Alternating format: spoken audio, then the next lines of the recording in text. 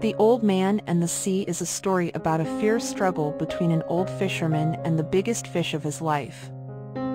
For 84 days, Santiago, an aged Cuban fisherman, has set out to sea and returned empty-handed. So conspicuously unlucky is he that the parents of his young, devoted apprentice and friend, Manolin, have forced the boy to leave the old man in order to fish in a more prosperous boat. Nevertheless, the boy continues to care for the old man upon his return each night.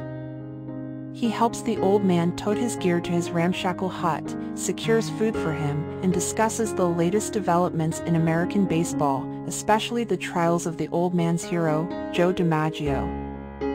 Santiago is confident that his unproductive streak will soon come to an end, and he resolves to sail out farther than usual the following day.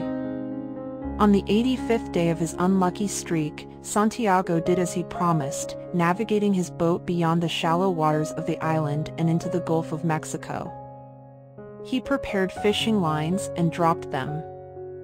At noon, a large fish, which he knew to be a marlin, bit the bait that Santiago had placed 100 yards deep in the water. The old man expertly hooks the fish, but he cannot pull it in. Instead, the fish begins to pull the boat. Unable to tie the line fast to the boat for fear the fish would snap the taut line, the old man bears the strain of the line with his shoulders, back, and hands, ready to give slack should the marlin make a run. The fish pulls the boat all through the day, through the night, through another day, and through another night.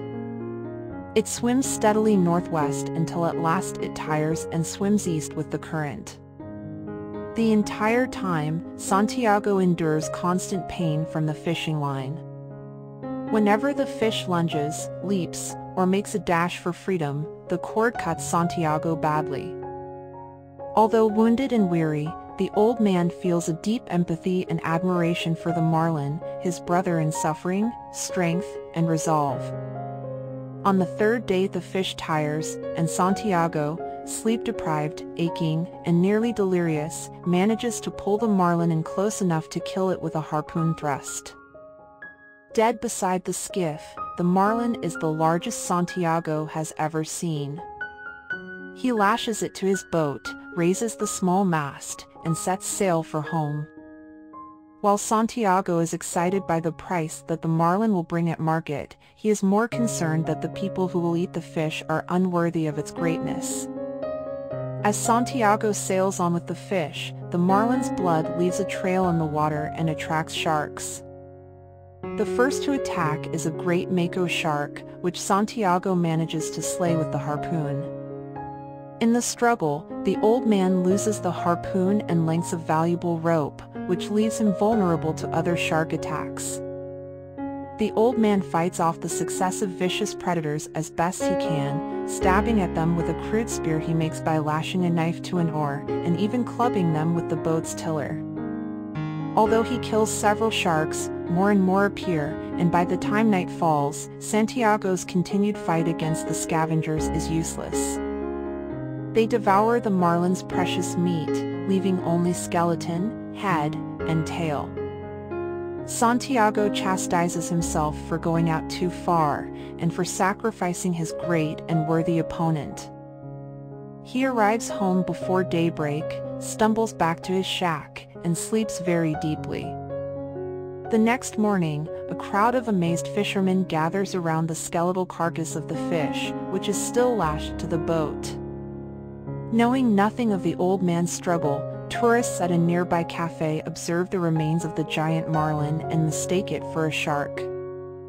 Manolin, who has been worried sick over the old man's absence, is moved to tears when he finds Santiago safe in his bed. The boy fetches the old man some coffee and the daily papers with the baseball scores and watches him sleep. When the old man wakes, the two agree to fish as partners once more. The old man returns to sleep and dreams his usual dream of lions at play on the beaches of Africa. With such a seemingly simple content, this novel has raised very deep and touching features about the strength and aspirations of people. The Old Man and the Sea has a unique and rich style.